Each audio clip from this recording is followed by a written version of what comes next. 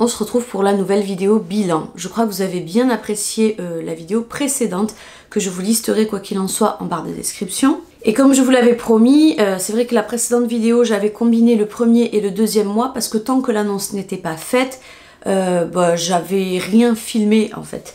Donc j'attendais que l'annonce soit faite pour ensuite me focaliser plus au mois par mois. Donc c'est une vidéo qui devrait normalement être une chouille plus courte que la précédente, et où au moins on peut vraiment se focaliser sur le mois en question, et je pense que ça c'est plus plaisant pour les mamans quoi. Donc les amis, j'ai officiellement terminé mon premier trimestre, je suis en train d'entamer le deuxième, c'est-à-dire que le troisième mois est plein et que je suis en train de commencer mon quatrième mois. Alors pareil, si vous avez loupé l'épisode de mon bullet journal spécial grossesse, je vous le liste également en barre de description. C'est un petit journal en fait que je tiens, que je dessine, que je colorie pour garder un souvenir de cette dernière grossesse. Donc c'est quand même important de vraiment être focalisé là-dessus, je trouve, en tout cas pour moi, je sais que j'avais besoin de ça. Et c'est parti. Alors on va commencer avec ce que maman a ressenti et on terminera comme de coutume avec les choses que j'ai eu à faire durant le mois. Alors la première des choses, c'est que j'ai commencé très tôt dans le troisième mois à avoir des envies, des compulsions alimentaires, des compulsions très fortes alimentaires et orientées sur un aliment enfin pas vraiment un aliment, mais sur quelque chose que je mettais un peu de côté quand je faisais mes rééquilibrages alimentaires, que je faisais attention à ce que je mangeais, c'était les glucides. J'étais plutôt axée alimentation low carb avant de tomber enceinte, et il aura fallu attendre le début du troisième mois pour que je me sente extrêmement attirée par les glucides. Donc j'en arrive à me dire que la nature est finalement très bien faite, parce que là le corps a clairement besoin d'énergie, de produire de l'énergie, et quel est le mieux que les glucides finalement pour créer de cette énergie. Donc j'ai compris, évidemment j'ai pas continué à m'alimenter low carb, ce qui fait aussi que parmi les souhaits, encore une vidéo podcast que je vais vous lister, où je vous avais parlé un petit peu de mon projet grossesse, je vous disais que mon rêve vraiment c'était de m'alimenter en adoptant l'alimentation du docteur Weston A. Price, basée sur ses travaux. Et en fait je me suis aperçue que c'était très compliqué, et je pense qu'on aura l'occasion d'en reparler aussi dans une autre vidéo un peu moins réjouissante, donc voilà, parce que j'ai d'autres choses à dire par rapport à ça, qui fait que ça a été impossible pour moi de vraiment m'axer sur ce type alimentaire. Donc bref, mon corps m'a demandé des glucides, je lui ai donné des glucides. Gros pic ensuite, j'ai noté gros pic de faim, donc c'est ce que j'appelle les compulsions alimentaires. Faut savoir que à la base, moi je suis très sujette aux compulsions alimentaires. Je me console avec la nourriture, je me répare dans la nourriture. J'ai un palais très aiguisé, il y a très peu de choses que je n'aime pas. Il y a presque rien même que je n'aime pas. Quand on me dit est-ce que tu manges de tout? Quand je dis oui, c'est oui. Il n'y a pas de mais derrière, c'est oui, tu peux tout me faire manger en fait. Donc j'ai vraiment un palais gourmand, et je console un peu mes émotions aussi avec la nourriture. Ce qui fait que là les compulsions alimentaires de grossesse sont archi costauds, on va dire que n'étant pas enceinte, oui ça me titillait un peu, mais j'avais réussi en fait à m'équilibrer et à me réguler sur ça, je ne grignotais même plus, et là depuis que je suis enceinte c'est compliqué. Alors là, il y a autre chose. Je sais pas si les femmes en parlent assez souvent ou quoi, mais j'ai bien envie d'en parler moi. C'est les gaz. Écoutez, j'ai jamais autant eu de gaz de ma vie. Et puis ils sont costauds, hein. Voilà, c'est pas pour vous dégoûter ou quoi que ce soit, c'est pour être dans la réalité. Il y a la progestérone, du coup, que vous produisez dans votre corps. Je sais pas si c'est la seule responsable à ça, mais il me semble que c'est la progestérone finalement que vous produisez en grande quantité, qui malheureusement a une grande part de responsabilité dans le fait que vous ayez des gaz odorants. Pour ma part j'en ai pas mal toute la journée. Je pourrais prendre du charbon pour éviter ça, sauf qu'il m'est déjà arrivé de prendre 3 gélules de charbon pour essayer de contrer. À partir de 3 gélules, je trouve que ça fait beaucoup après, c'est chiant d'en prendre plus. Et non, j'ai pas remarqué que ça m'avait calmé les gaz, vous voyez, donc En vérité, il n'y a qu'à les supporter, malheureusement, les expulser, les supporter, ne pas se retenir, ce serait mon conseil, mais voilà, ça fait partie des désagréments, je sais pas si ça durera tout du long, mais en tout cas là, ce 3e mois, il a été chargé. Ensuite, j'ai eu une espèce de déclic d'implication familiale auprès de mes enfants tout particulièrement. Et ça, c'est le bon côté des choses, parce que si vous voulez, mes enfants, enfin, je sais pas comment vous dire, mes enfants, quand je me compare aux autres mères, particulièrement, je me dis, mais t'es pas assez impliquée avec tes enfants, tu fais pas assez de choses avec eux, tu les sors pas du tout. Quand il est question de moi, franchement, je suis pas une mère qui aime sortir de chez elle, donc le fait de sortir avec mes enfants ne me met pas toujours très à l'aise, donc j'essaie toujours de les occuper en interne, mais d'aller les sortir, promener ou quoi, faut vraiment que je sois dans un jour merveilleux, que tous les astres soient alignés pour que je le fasse, et ça dure jamais très longtemps, vous voyez. Et souvent je culpabilisais de ça, je me disais mais j'ai l'impression que j'ai loupé plein de choses avec mes enfants, j'ai l'impression que j'en loupe encore, et j'avais très peu confiance en moi aussi. Donc je ne veux pas trop parler dans cette vidéo de ça, parce qu'il y a, encore une fois, j'ai tout prévu moi, j'ai tout prévu. Il y a un podcast qui vous sera réservé, mais je sais pas quand il sort, le mois prochain ou le mois d'après, où je vous parle justement un petit peu de la réparation autour de la grossesse, la réparation morale, la réparation de l'âme, faire la paix avec soi-même aussi, je peux pas en dire plus. Et du coup, c'est vrai que j'avais cette énorme culpabilité de me dire tu fais pas assez bien, tu es pas assez présente pour eux. Et en fait là, durant ce 3e mois de grossesse, alors est-ce que c'est la grossesse qui a provoqué ça? C'est difficile de l'affirmer à 100%, mais il n'empêche que mon fils a 10 ans et demi, ma fille a 5 ans et demi, et en tout ce laps de temps, un déclic aussi puissant que celui-là, je ne l'ai jamais eu, parce que ce déclic-là, la différence qu'il a par rapport aux autres, c'est qu'il me fait agir de manière constante et régulière, et que j'y trouve du plaisir, vous voyez. Donc c'est tout bête, hein, mais voilà, là déjà, je suis impliquée, je vais chercher mes enfants à l'école. Alors qu'avant, je ne le faisais pas, je le faisais très peu, j'ai dû le faire une 20aine de fois au cours de l'année dernière, alors que c'était toujours mon compagnon qui le faisait, parce que fais-le toi, moi j'ai pas envie de sortir, je veux pas sortir. J'avais cette trouille de sortir et d'être seule à affronter l'extérieur et mes responsabilités, voilà. Tandis que là, je le fais, je vais aux réunions parents-prof, ça aussi c'est quelque chose que j'avais beaucoup de mal à faire, me confronter aux instituteurs, aux directeurs, et voilà, faire les réunions. Je dis pas que j'en ai jamais fait, mais j'avais pas du tout le même mood. Donc là, il y a pas mal de choses qui changent en ce sens.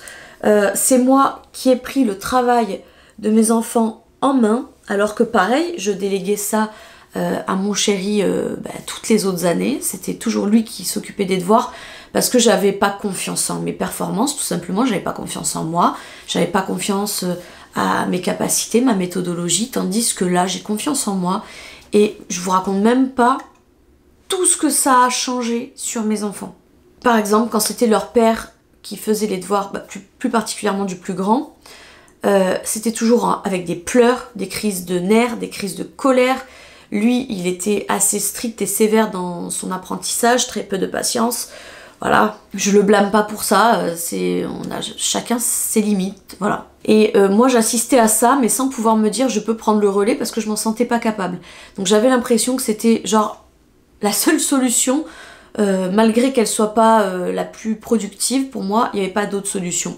Je me suis toujours dit que moi je n'étais pas une solution en fait dans cette famille. Et là j'ai pris confiance en moi, je me suis endurcie, je me suis sublimée. Et quelque chose me dit que c'est vraiment grâce à la grossesse. Mais comme dit, on aura l'occasion d'en parler plus en détail lors de ce fameux podcast qui arrive. Ensuite, on continue avec des contractions. J'ai eu des contractions pendant plusieurs jours d'affilée. Et sur les derniers jours, j'en ai eu matin et soir, alors qu'auparavant, ce n'était que le soir légèrement.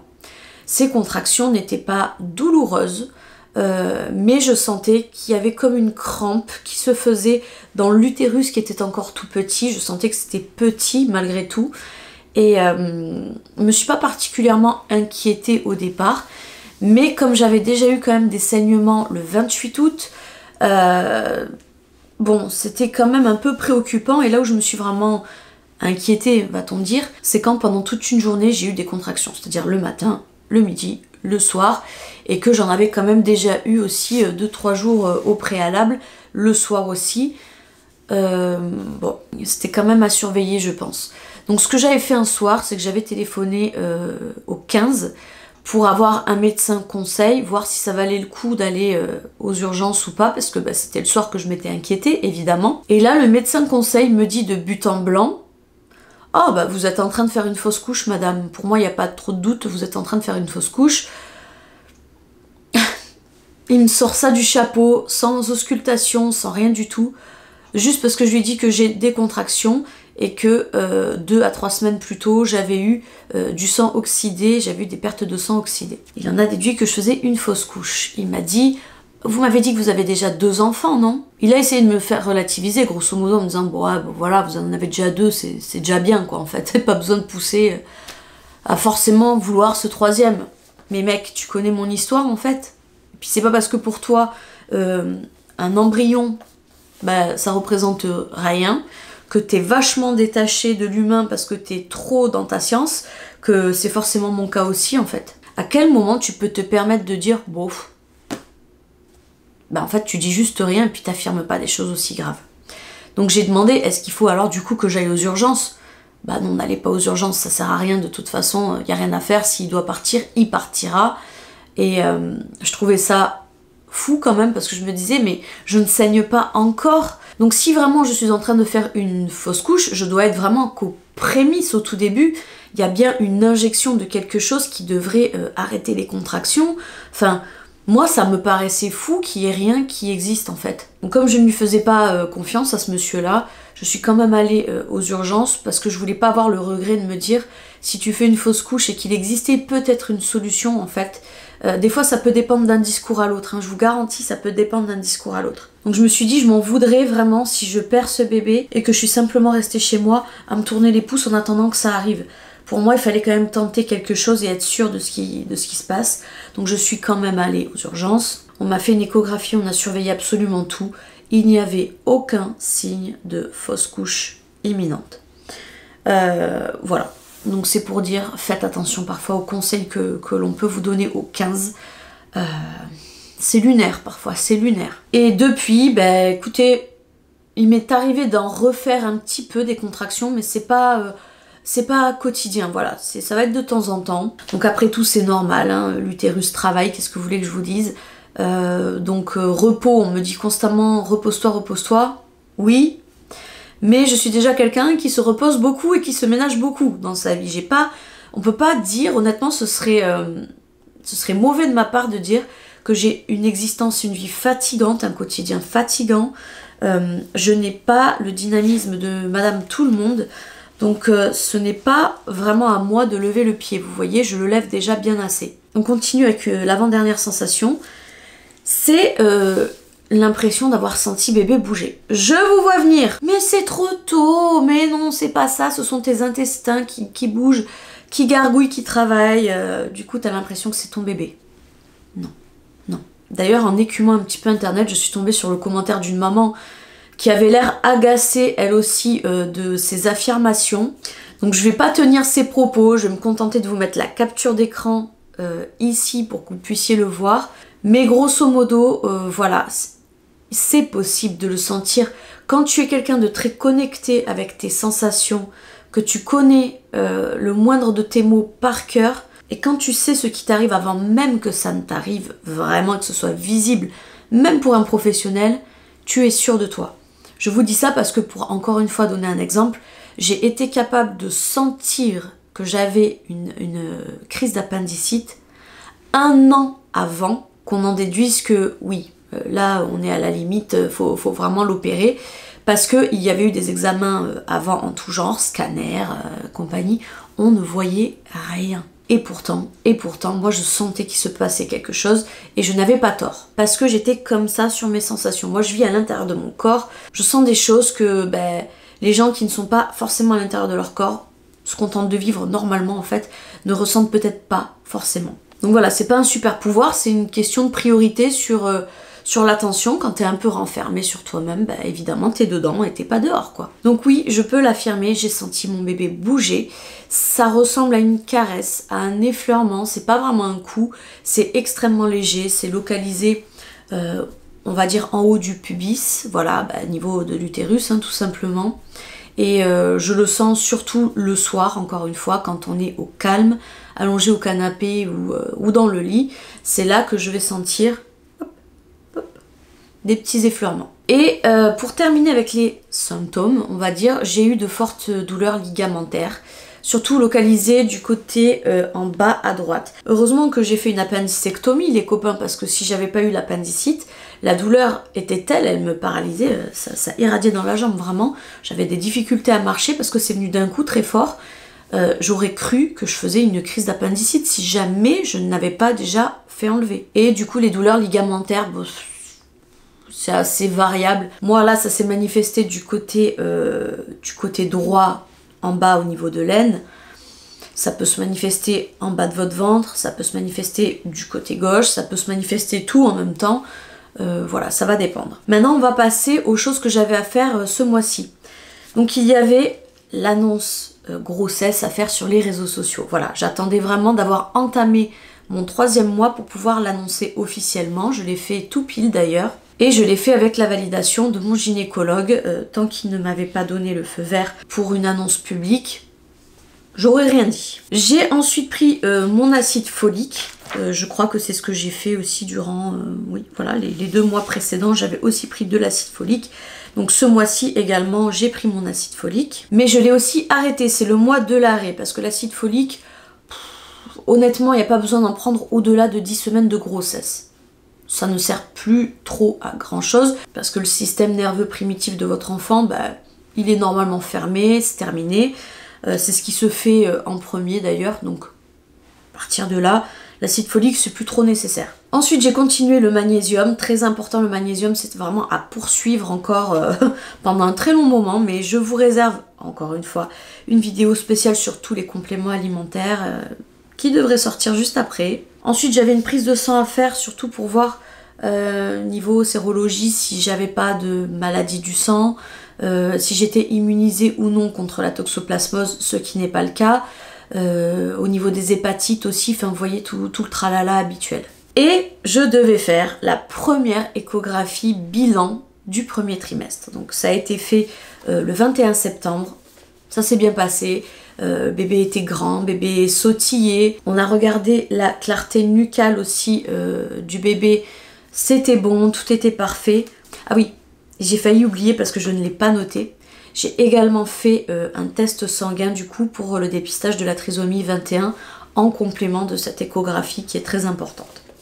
Voilà, je pense que c'est bon, je pense que c'est tout. Donc j'espère que ça vous aura tout autant intéressé et je vous donne du coup rendez-vous le mois prochain pour le bilan du 4e mois. Merci de m'avoir regardé et au revoir.